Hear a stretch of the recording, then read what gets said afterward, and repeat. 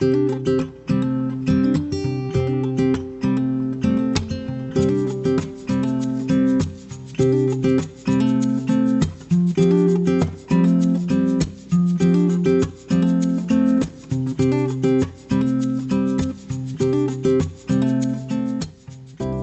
Joseon, welcome to this evening's webinar on New Beginnings, Forming Good Habits. Thank you for joining in. My name is Hari, and I'm a doctor and a volunteer in our BAPS healthcare team. And with me is... Yes, right, everyone. I'm Ginjal. I'm a trainee clinical psychologist, also a BAPS healthcare team volunteer. So this webinar is part of the larger initiative called the BAPS wellNESS. So we've been exploring how to improve our nutrition, improve posture, and increase our physical activity. Today we'll focus on how building positive habits is fundamental to achieving all these goals. This project has been inspired by our gurus, Pujya Branksai Maharaj and Pujya Mansai Maharaj, who have both been keen advocates of healthy eating and lifestyle. Their teachings and personal examples serve as an inspiration to us to maintain both a healthy body and spirit. Thank you. So as we all know too well, the South Asian community is disproportionately affected by certain health conditions like diabetes and heart conditions. And so promoting a healthy lifestyle from a young age is really critical for prevention.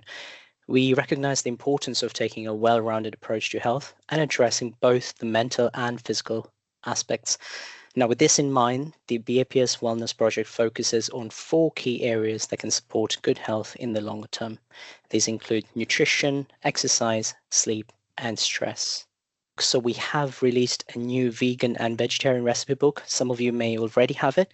So this is part of the BAPS Wellness Initiative. It's a collaboration from doctors, nutritionists, and satsangis to create tasty, healthy dishes for people to enjoy the food they love. And it's available in all the Mandir bookstalls. We're just going to share a video on habit, which some of you may have already watched it, but we'll play that again. Did you know it only takes 66 days to form a habit? Every day is a chance to start fresh. Waking up early is the first step to prioritizing your health. Whether it's squats whilst brushing your teeth, a quick morning workout, or push-ups to build resilience, exercise isn't just about movement. It's about discipline, energy, and becoming the best version of yourself. Every rep, every step, every stretch adds up. Make movement a celebration of what your body can do. What we eat fuels not just our bodies, but also our minds. Swapping sugary drinks for water hydrates your body and sharpens your focus.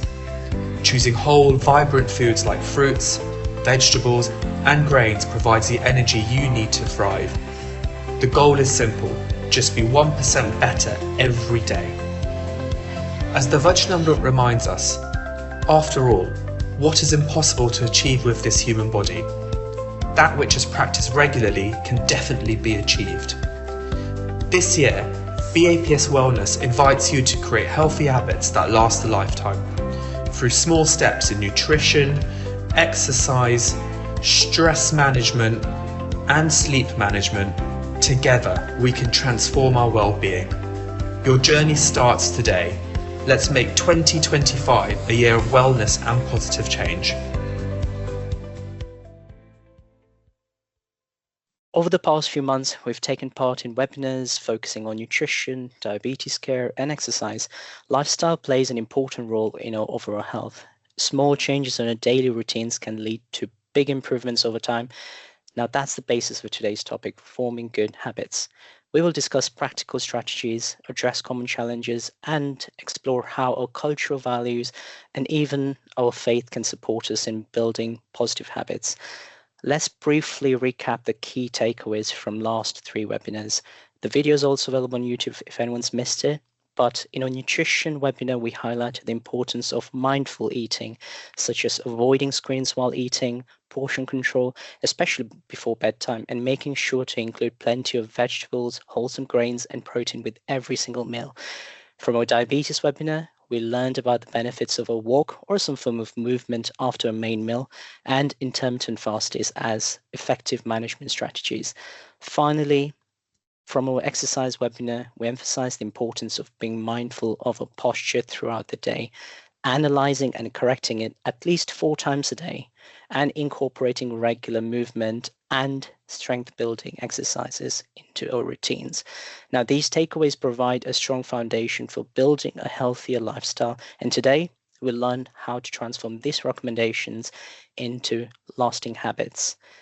So we're very fortunate to have 2 experienced psychologists with us today, Dr. Vikas Patel and Hinal Patel. They have a wealth of experience across both the NHS and private sector.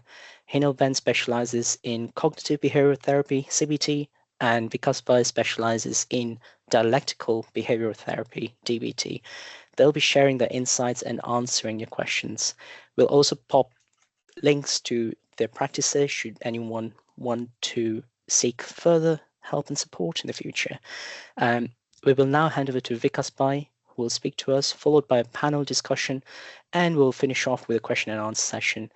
Please feel free to type your questions in the chat throughout the webinar. Thank you, Haribhai, for introducing us, and I really am pleased to be here today because it's a favorite topic of mine, and there's so much benefits if we understand the behavioral science of habit forming. Just very briefly, so the topic of habit, it can be at times overwhelming. So, for example, I would love to run at times, be healthy in my eating habits and strengthen maybe my spiritual development. However, not sure about you all here, but sometimes 24 hours is not enough to kind of get all these things in what you want to do. So this webinar is just dipping your toes into the idea of habit forming. And the good thing here is you can take advantage of these already formed behaviors to create new habits, which sounds, I think, at least in my opinion, great. So a technique I would want to go through with you today is called habit stacking. And there are many techniques, but one that resonates with myself in my professional practice, but also that of my own personal life, is habit stacking.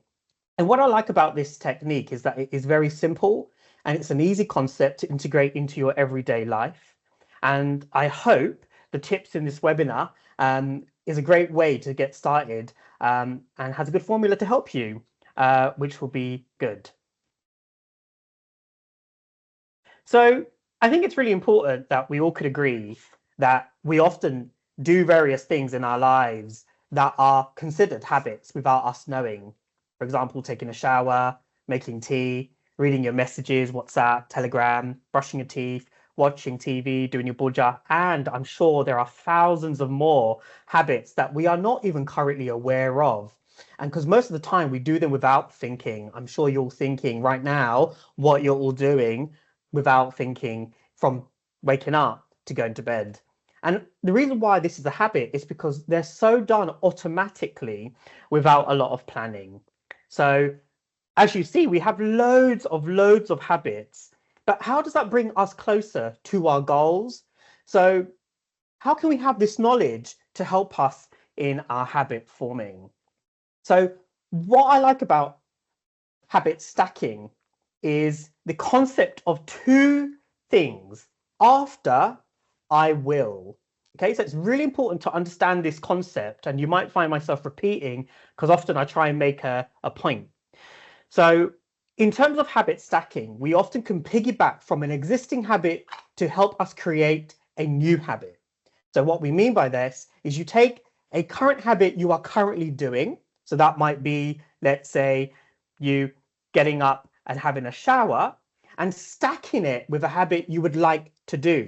Okay, so it's really important to understand simple things around, firstly, you want to identify a current habit you do every day. As I mentioned, getting up in the morning, and that will be deemed as a current habit you do because it requires very little thinking or thought. And then you put in a habit you want to improve on. I'll give you some examples shortly, but just to make it a point that you must identify a current habit you do every day so that anything you want to add on, it becomes a new habit. Okay, which is really important. So understand the concept of after I will. Okay, as we go through the next slides, which is important. And as you start thinking throughout this short webinar, start thinking about what goals might I want to bring in my life? What habits do I want to reduce or increase? But start making the goal so tiny weeny that you really could kind of get a good grasp of habit forming. And you want to choose a habit that does not take much time in your day and does not steal too much energy. Okay, so it's just really understanding the concept of this formula after I will. So give an example.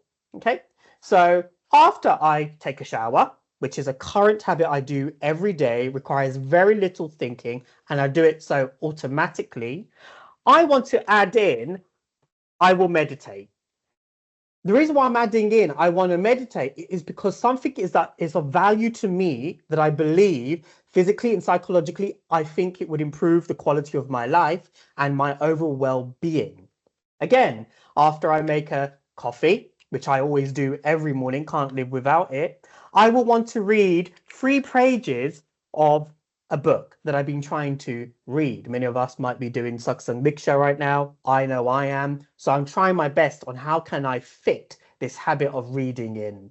And again, another example is after I log off from a busy day of my work. Again, so logging off a computer is so habitual. It's a habit in itself. And I want to just get into stretching. It sounds really like, okay, why would I want to just do 2 minutes or 3 books? But the most important thing here is grading yourself over time, which is important. So for those of you who are on this webinar, which is fantastic being here today because it shows that you might want to increase your habit formation, which is really good to see. So if you are so new to habit breaking or forming, and that you might want to use a simple exercise of after a current habit, I will add a new habit. And that might be a good place to start for the next month, 66 days, half a year, or a year. It really doesn't matter because we're all individual. Some of you might be on here and maybe do these habits and you might think, okay, why is it not sticking? Or why am I not engaging in a more efficient, effective way? So there is another concept of just stacking the stack. Yeah, it sounds really what it says on the screen. So I'll give you a current example of my personal life that I've changed and some of the habits are actually now embedded. So I wake up, go to the bathroom, get changed, puja, get on a train, start scrolling, then get to work. Sounds probably familiar to many of you, depending on what your day-to-day routine's like. I have a desired habit, which is a new habit I want to increase, or I did, is I want to add exercise in my life. I want to engage in some prapti vichar. I want to eat fruits, journal, and learn a language of which I am not good at historically. So it's a desired habit I want to improve. Please make sure that when you do or think about a goal, make sure it could be value orientated so that it's something that you see a long term in.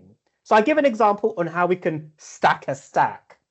So I wake up and that is my current original habit I do. And then now I've got myself in a habit of journaling. Okay, and that might be even just 2 minutes that I might reflect on my day, or I might want to reflect on just a level of gratitude. I go to the bathroom, which again is a current habit I do, and I do it. And then I go into shower. So stretching becomes another habit I want to form. Okay, once I'm still out the shower, before I even exited the shower room, I just do 2-minute stretch. Then I get changed, which is again another habit I still do. And I do my puja, and then I want to start eating fruits. I don't have a breakfast, and it's something that I'm conscious of. So I start increasing some fruits in my day. So I'm engaging in more stacking, and I'm doing it in a flow, which is also what's going to be useful. Then I get on the train, as we all do, and then I might plug in some prapti vichar. It takes only 15 minutes, and my journey's 40 minutes. So it works wonders of me just putting on a Brati Vijay in that time. And before I get to the clinic, I just spend 5 minutes on Babbel, the language app, so that I'm able to cultivate a morning routine. So as you see, stacking the stack just means you're building on existing habits you do. And the good thing is that your current habit acts as a trigger to leverage you in to other habits, which is, I think, great. Okay. And this is where the plan goes, or the quote is, if you fail to plan, you plan to fail, come into my mind. So just a quick recap. Since your first habit is a habit, you need to always begin with a habit. For example, me getting up, and that's one. Journaling or reflection became a habit I want to increase. But I must start off with something I do consistently. Otherwise, if I don't, the stack can, well, fall apart. Okay. And that's where I might kind of lose motivation, start judging myself, then one of most likely give up. So the idea here is you want to do the bare minimum, and you may have heard the saying, better than yesterday, so you can perform the habit over time.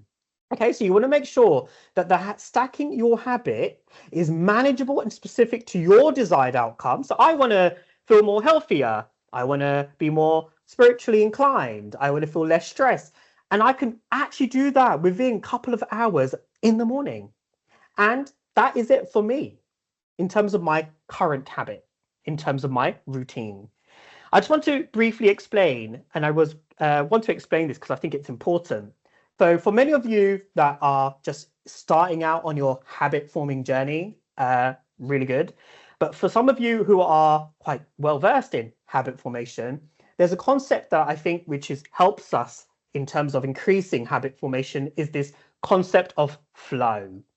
Okay, so it is suggested scientifically that the morning parts of your day, at least approximately 8 hours post getting up, is when you're going to be the most optimized. Okay, so it's recommended having a cold shower. I don't have a cold shower, but what I do is have a warm shower, then I might turn it down a little bit to get that little bit of coolness, which actually plays a vital role in focusing. So you're getting at here what I mean by just small changes you could make. It doesn't require too much.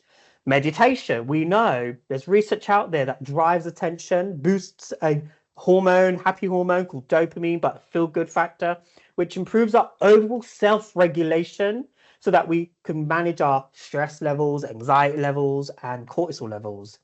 And journaling, again, clarifying goals, which also boosts dopamine. And let me tell you a trick here. Just even the thinking of doing a habit, even from today's webinar, you're going to start cultivating a mind that will start creating those dopamine levels. Now, the reason why I tell all my clients, and I've done it myself, is morning routines for me work personally. Some of you may have different routines, and that's also okay.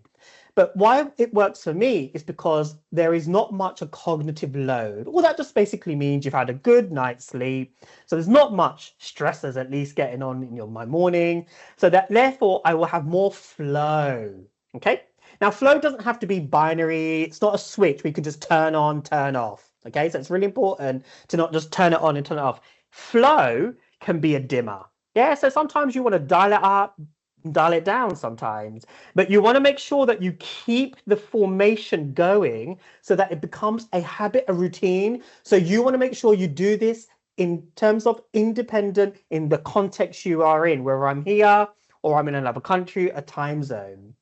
But also while we stack a habit, it's really important that we have a recovery phase, because we are so caught up in social media now with biohacking, which is exciting, which is great. Don't get me wrong. I'm not saying that's a problem, but it can sometimes affect the natural body's flow. And nor do we not want to do too little of morning routines, because that can also result in burnout. So just a quick takeaway from this little stacking the stack. What's really important here is you want to make sure you want to prioritize things that you want to do that is difficult, but in the morning. Trust me, getting into a mindset of learning a language is very hard when I finish a heavy day after work. Don't really want to do that. I just want to sit and watch a bit of Netflix and chill. Sounds familiar, right? So therefore, I just plugged in 5 minutes over time, yeah, which is important. So it's important to take advantage of flow during the morning so that you can hold the habit structure and make sure if you don't start off with the current habit, the stacks will fall. Okay, so again, just a practical tips to take away from today is you want to keep things short term versus long term. What I just mean by that is I kind of plan and so much and do all these habits, and I'm just like, why am I not budging this way? Why is my, like skin looking this way? Why am I not learning the language? So sometimes it's the dilemma of having short term versus a long term goal. Okay, so it's really important to recognize the longevity of why I'm doing it, but we got to be serious in the formation of a short term. Little decisive moments. What is inspiring here, and hopefully you know, is it's not much to change. Little decisive moments are little entry points because it's not the habit itself. You're just increasing a flow to create the habit. So it's just like little decisions you could make that really help to become a routine over time. You also want to remove obstacles. The amount of obstacles I have in my day, and let me tell you, I am the obstacle myself. My mind is the obstacle myself. So sometimes you might just want to cultivate a positive self-talk, remind why you're doing it, see it as a valued way, but also just that kind of idea of just planning the time. Remember, the detail is in the planning the night before, yeah, which is important. The environment also helps to optimize and create a meaningful way of habit stacking. For example, as me trying to want to create more eating fruits, I would just leave it out on the fruit bowl. Sometimes I was like, oh, I don't really want the bowl on the fruit. It doesn't look right in the kitchen. But actually, it's important for me to keep the fruit out so it's visible and it's there and it's got to be attractive for me to want to be more likely to not just go into the fridge. It's in the kind of like a drawer and I'm not going to see it. Yeah, and I'm just going to be distracted to kind of getting some sugary biscuits on the go. Sound familiar, right? Something reading. So example, I might put it next to my buja. Which can be useful, but also remove apps from my phone. Easier said than done, but it can really, really help you. And start small and build up. So baby steps are so important. Some people might think, why 2 minutes in the shower stretch? But for me, I have a goal to want to join a yoga group. Okay, so for me to get to a yoga group, I want to start just working on small habits so I don't have to feel like I'm going to be avoiding. Yeah, so always remember that we are looking at ways to not have obstacles in life, but just remember you are probably your own obstacle. So again, go easy on yourself. Again, you want to keep habits consistent. Yeah, consistency. But again, the good thing here is if you don't do it on one day, it's not necessarily the end of the world. Just get back on track. Just keep the habits consistent and keep your stack that you've got. So I've now kept this stack for a couple of months now. If I bring in something new, that's fine, but it doesn't fit in. And if it does fit in, I'm going to make sure I leverage it with, again, like I mentioned before, a current habit I do along with a new habit. So I might have a little evening routine too for my recovery stage of the day. So that could be another way. Expect to have failures. Yeah, because if you don't fail, you're not going to learn. And that's why it's important to create self-reflection or be honest with yourself. Am I making the goal a bit too much for me? Am I being a little bit too fast? And that's going to become a problem. And I love the idea that better when together as families, having in my clinics, in order for many of my clients to change certain behaviors, the families need to know what you're working on so they can also help you, support you, cheerlead you, but also hold you all accountable. So you can think about a goal that you might do as a family, and which is also good, but you might also want to do something individually. So again, I will out myself, or so my mum could hold me accountable of have I had my fruit, as an example. Yeah, which is important. Make it rewarding.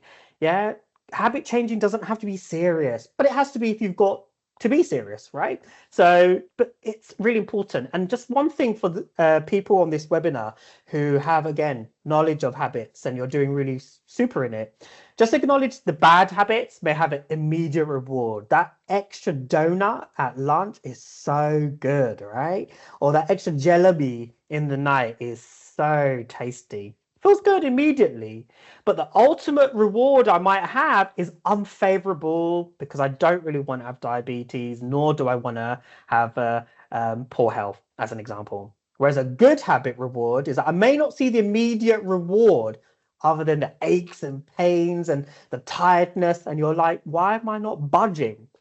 But the ultimate reward here is stick to it because it's more favorable long term because you won't see it. And the last bit here is track our progress. You've got many apps, and you may want to also start thinking about how you feel in the months to come, which is important. So on that note, I think it's just important to understand there are various ways you can cultivate habit formation in a simple formula of just using after and then you will. Yeah? So all the best in creating small habits, and all the best.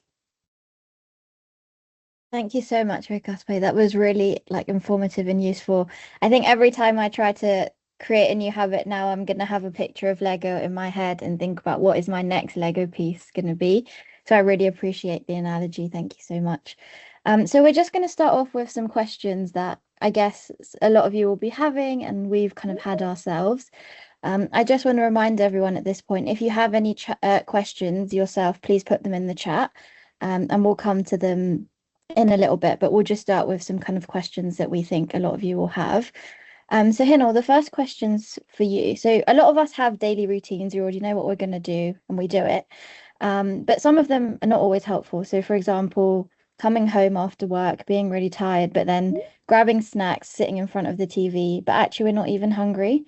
So how do you think we can kind of break this automatic loop that we have? Yeah. Thank you, Kinjal Ben, and Jesong everyone. That's a really good example, a really classic example of the kind of automatic loop that tends to be driven by three main areas. So firstly, our environment, secondly, our routine, and finally, the reward. So in the example you gave, the environment is finishing work, the routine is grabbing snacks and sitting in front of the TV. And the third, the reward, in this case, it sounds like relaxation or stress relief. So to break this loop, we want to think about what the person is craving in the moment. So there was a key piece of information that you gave that in this example, this person isn't hungry, but they've got this unhelpful habit stack where they grab the snacks out of habit. So it might be useful then for them to think about what they're craving instead. It might be rest, entertainment, or emotional comfort at the end of their workday. Once they've got an understanding of this, then they can try experimenting with different things. So if they're seeking relaxation, they can try doing a 5-minute breathing exercise or stretching instead of heading to the kitchen. If entertainment is the goal, then maybe they can spend some time with friends or family straight after work, or just listen to music when they've turned off their laptop. And another way to maybe think about breaking the automatic loop or the habit is to change the environment or to change something in the environment. So in this case, they could try removing all the snacks, just get rid of them, or even simply moving them to another place and perhaps replacing them with maybe healthier options like fruits or nuts.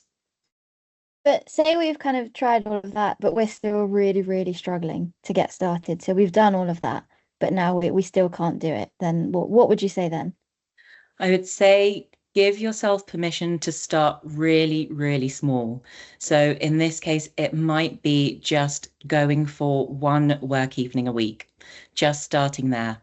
It's the tiny, manageable changes that are more likely to stick. And if you're struggling to get started, then we want to really make the first step as small and therefore as achievable as possible. But also often when we are trying to achieve something, we tend to look at it in terms of success or failure.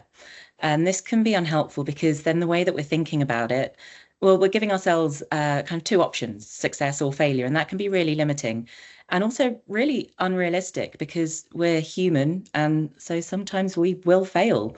So if we take on that view, it might stop us from starting because it's easier to not try at all than it is to try and then fail. So instead, I'd say think about it as trial and error. So make small changes each time to improve the overall outcome over time. Thank you. Because I've got one for you. So I want to go for a walk every day, but every single step feels like a chore. Choosing the right clothes, checking the weather, finding my headphones. How can we start making a new habit easier? Honey boy, I think that sounds like me at times, and was maybe. I think starting any new habit will feel hard and a chore can be tough. There are some strategies you can start thinking about. For example, just having a goal. So rather than saying I want to go for a walk, again, where's my nice trusted Lego? So going for a walk might be a desire, but you might want to add it to after dinner or lunch or whatever task you do, but consistently every day. So in this case, let's say after lunch, I will go for a 10-minute walk. So hopefully that becomes a stack in itself, which doesn't have to feel like I'm just going to go for a walk. Yeah. Minimize your decisions. Oh my God, we have so much copra and like jogging bottoms. I need to get this top, this one looks good. Just keep it simple. Just have your running gear. Just keep one or keep two pairs because you would put one in the wash.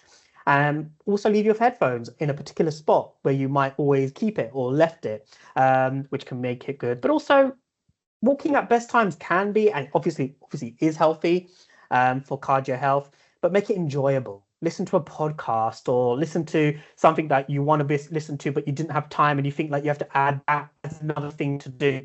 So I would say it does feel like a chore, but one, see it as a value of why you're going to go, because it's overall health and well-being psychologically and physically. So it will help you do that. So I would say keep it small, change the wording of I want to go for a walk every day, but put it after your lunch, and minimize your decisions. So you just have to have, I'm going to be just wearing this, that is it.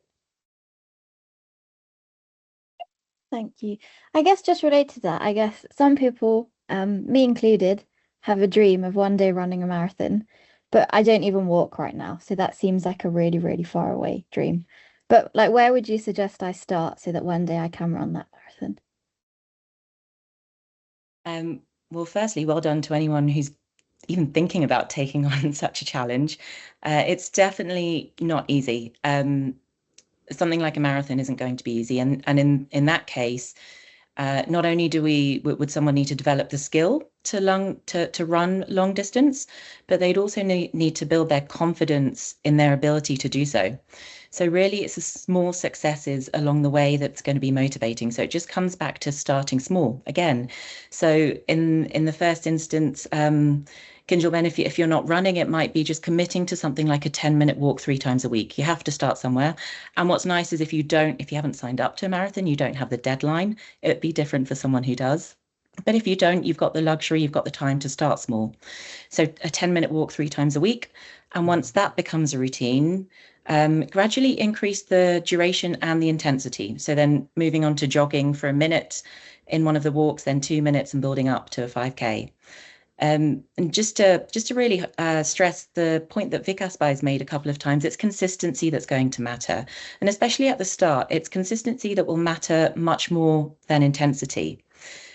But when we do take on something new, whether it's working towards a goal to do a run, a marathon, or any kind of new habit, I think it is just human nature that we will often wait for the motivation to come from within. So when we feel motivated, we will then act. And that, again, that can be unhelpful because our motivation is dependent on so many things. It's dependent on how many hours sleep we've had, all the demands in the day, what the weather's like. So rather than waiting for the motivation and then acting following that, what we want to do is start with the action. So start with the action and do it repeatedly, consistently, and the motivation will eventually follow. So in this case, we want to follow the plan rather than following our mood. And the final hopefully helpful point I'd make is, especially with challenges like runs or kind of the big exercise challenges, I'd say to join a community either online or in person. Not only will it hold you accountable, but it will also be a great place to learn lots of tips and techniques to improve your style, and also just form connections with other people. And that's always going to be motivating and nice.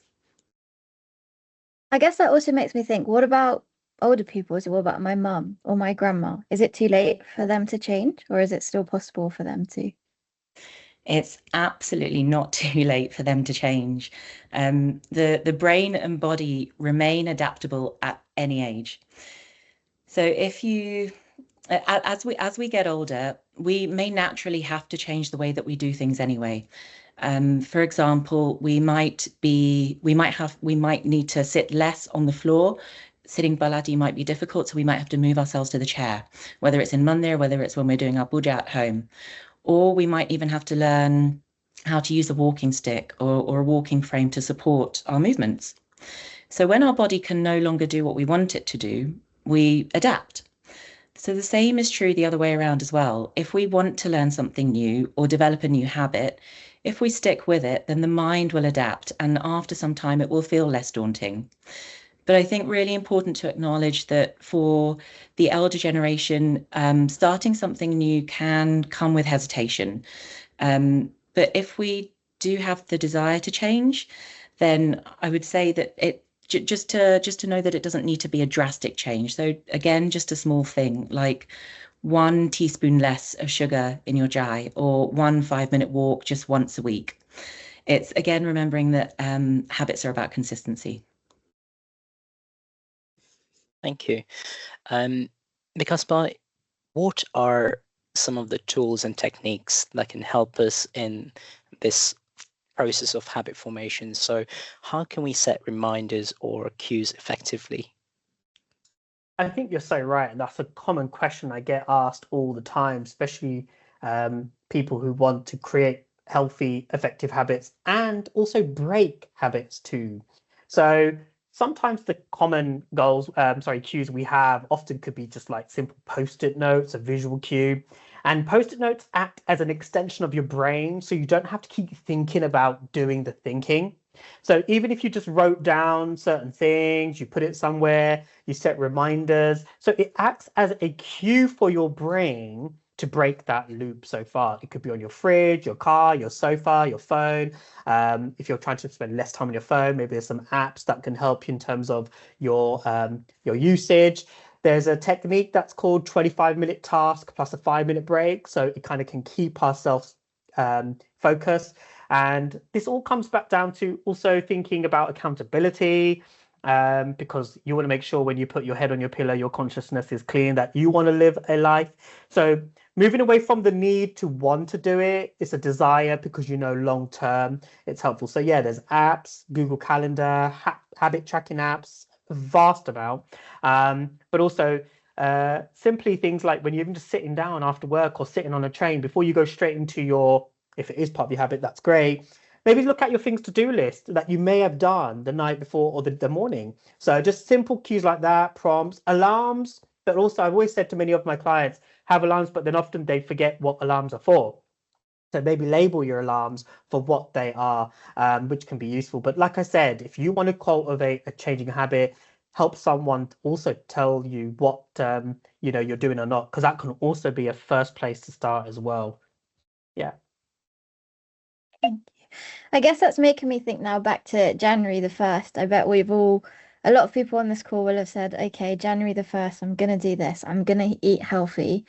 But actually what happens is we always fall off by February, or kind of really soon after we've set that goal or kind of intended to do that habit. So how can we kind of approach this idea of goal setting more effectively? I think there's definitely some really helpful tips or techniques that have been shared already. And maybe just another one I'd add to that is if we're really keen on setting a goal in January and sticking with it, make it very realistic and very, very specific. And again, make sure it's tied to a meaningful value. So instead of setting a broad goal, like I'm going to exercise 3 times a week, break it into smaller actionable pieces. So instead, it would look something like, I'm going to go to the gym on Monday and Tuesday evening after work. And then on Friday, I'm going to go for a 45-minute walk in my lunch break. And then following on from some of the previous answers is to set the environment up around you. So keep your workout clothes out, your trainers by the door, set the alarm on your phone so that can act as your reminder. These things sound really small, but it reduces the friction of starting, and that's often the hardest part for us. And I guess sometimes when we're kind of doing all of these things, for me especially, I know that my mind will get in the way. So I'll kind of say to myself, no, I really can't do that, or no, it's not going to happen. Or maybe, you know, I failed today, so there's no point carrying on. So how can we kind of tackle our mind being the problem? That's not it's not the easiest thing to do, but it's not impossible. So if we know that our mind is our barrier, try and catch some of the thoughts that get in the way. And one way that we can help ourselves is to have a focus on a goal that's identity based rather than outcome based. So instead of saying, I want to lose weight, which would be an outcome, shift it to, I want to be the type of person who values movement and health, or just simply, I value movement and health. And this aligns your actions then with the type of person that you want to be, and hopefully makes the habit more personal and more motivating. It also moves us away then from that success failure trap that I was talking about earlier. But maybe just to add also one more point, Kinjal, you mentioned actually in your question that we're talking about January here. And I think that a lot of people can relate with the idea of setting New Year's resolutions and goals for January, but also the part where we try and do them and maybe we don't even make it through to the end of the month. The most obvious thing to say, first of all, is January is really cold and dark if you're living in the UK. So naturally, it is not going to be motivating for us. Our bodies will want to just remain indoors, safe and warm, and will want to be lazy. But if we also think about it in terms of what we would have just been doing, we would have come off the back of Christmas, where either we would have been really busy with family, or we might have had an extra restful period. Certainly our routine would have been different. And then we have to throw ourselves back into January, back into our normal routine. And it's hard to switch gears. So to then take on new goals or new habits on top of that would be a really tough challenge. So on one hand, I'd say if January feels right and if you feel able to, then of course do that, give it a go. I'm not saying no, but maybe just go slower than what you think you need to do. On the other hand, I'd say January is just 1 month. January the 1st is just one day of the year. You can start making changes any day of the year. It doesn't need to be the first week of the new year. So I'd advise that maybe just give yourself the first few weeks off, or just take January off. Just take yourself out of that trap. Start in February. Thank you. That's really helpful. We've just had some questions come in from people in the chat. So are you guys okay if we ask you some of them? So Vikas Patel says, kind of one of the questions is, how do you form a habit of sleeping early and waking up in the morning without wanting to sleep any longer? Yeah, that's a really good question. And I think it comes back down to the classic habit stacking. So I think it's about looking at the importance of, if I've understood the question correctly, in terms of sleeping early and without wanting to sleep any longer, is you want to try and look at what the sleep will mean. So when I get up, what am I going to stack in my day? Because that also is going to help you to make sure that you're going to want to go sleep earlier, perhaps. Yeah. So for example, if I know and I want to get up and do some, the habits that I mentioned, I might want to make sure that I go sleep earlier, because I could then make sure I have that flow we were talking about to make sure then what comes after. So that might hopefully prevent, but sometimes we've got to be a bit compassionate to ourselves, right? Sometimes it's okay that you might want to have a little cheeky sleep in, and that's okay. Yeah. So habit formation doesn't have to be so rigid and strict to a point that we then judge ourselves when it collapses. So just always make sure that question was, in terms of sleeping early and waking up early without any sleeping longer, is make sure when you do get up, what is your stack? okay, which is important to know, and make sure that we fulfill that stack, which can also be useful. So that's kind of what I would suggest. Thank you. And I think that leads on to a couple of questions relating to being a parent. So children don't have our gender as a priority. We know that. So morning routines can be difficult. How can stacking be introduced when you've got to get the children out early in the morning? Any suggestions for habit stacking in that case? Yeah. Sorry, Hinal, you go ahead. I think just first of all, acknowledging that mornings can be hard when you've got competing demands. And you might feel like it's your best time where you're the most alert, but the day's not really working for you. So you've got to make a decision of fitting your habit around your reality. So mornings won't be the only option. So the principle of habit stacking, and Vikas, I might have more to add. Please do, but it will be about finding the anchor points in your existing routine. So whatever time of day that is. So I would encourage then for parents to look at their day as it takes place and identify where the natural pauses are already, or the activities that might serve as anchors. So, for example, if the evenings are a little bit more calmer or quieter or settled, then you could pair a stretching routine with brushing your teeth. So before or after brushing your teeth, do the stretching. Or after you've put the kids to bed, give yourself 5 or 10 minutes to unwind. Or if your lunch break allows it, that's when you can fit in a short 10, 20-minute walk. And remember, we're talking about really starting small. So if we're bringing in a new habit, just look for where you might be able to fit in even 2 minutes, 2 minutes to 10 minutes, and start with that. It will be easier to stick with if that's the case. Yeah, and just adding to that very briefly, I think exactly what Hinal says, just trying to looking at your day and trying to see if you can just cultivate one stack first before wanting to create a stacking the stack. Yeah, so maybe for now you might just want to have one stack, and that might just be what Hinal says, like once you drop the children off, maybe that's when you might have a time to just do 2-3 habits of what your routine might be post going to work, coming home. So that might in itself be where you may want to start. And hopefully when you get to know your children's routine too, there might be something that you might want to do. Like I might want to, while we're sitting with dinner, mindful eating for 2 minutes. Could be a habit you weave in, but as long as it's on a current habit, because as we said, building any habits, we need some consistency. So yeah. I guess one interesting question that's just come in, we've spent a lot of time thinking about good habits and how to kind of create good habits, but there's been a question about bad habits. So the example that they've given is spending hours on social media. And they've kind of said for them, social media is more entertaining than going to the gym. And so kind of breaking that would be a really hard habit. So how can you break those habits that are harder to try and create some more good habits? Yeah, what comes to my mind first is, as we all know, there is going to be a bit of a like cognitive stress. Like we see it as laborsome and tiresome. And I would probably suggest if you like going on to media apps, again, just maybe walking around while you're on an app. So sometimes it can be just simple as that.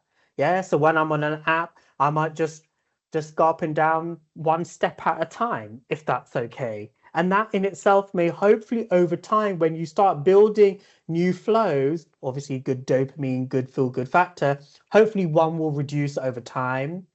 Like I said before in the webinar, the presentation, that sometimes I didn't have control, so I deleted most of it off the app. And that in itself was hopefully leveraged me in to get there. So I was able to then stack then some walking for 10 minutes and reward myself after if I wanted to go and on an app as well. So should we do, and that's also okay too. Thank you. This happens to all of us. When we go on a holiday, the habits break, and someone's asked that whenever they set a habit and they go on a holiday, it reverts back. What can they do about that? I suppose there are two schools of thought here, and they maybe contradict each other. So the first is, if it's your holiday, you're going to be out of your normal routine. You don't have your regular cues around you.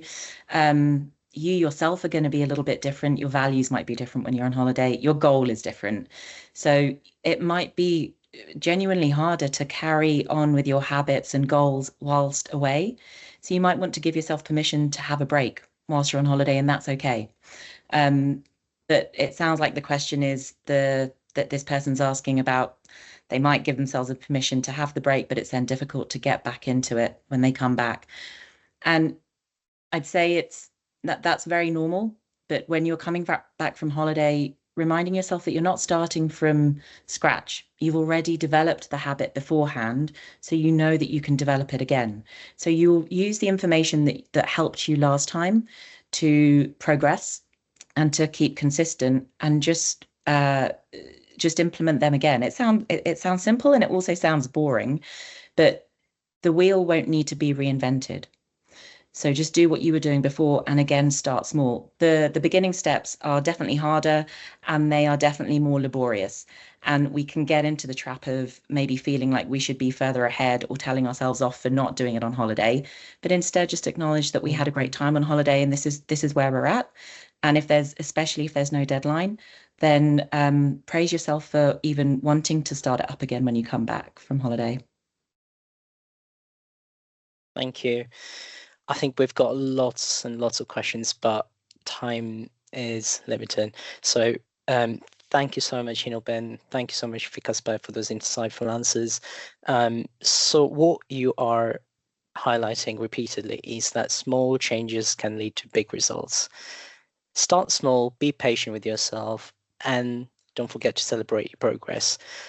So as a next step, we would like to encourage you all to choose a few habits you'd like to focus on, something that resonates with you, something that you've been wanting to do, and something that has been your goal for a while. So just before we wrap up, we just kind of wanted to summarize the session. So we learned that this is kind of part of the wider BAPS wellness project. And we learned today that stacking the stack is the most important to keeping kind of good habits and keep them going. So the next webinar will be focusing on prioritizing our heart health. Details will be sent soon on Telegram, but please save the date, which is Monday, the 24th of February. And all previous webinars, this one included, are available on the BAPS UK and Europe YouTube channel if you ever wanted to go back and kind of watch any of them again. So thank you so much for your time today, everyone, and Jess Moran.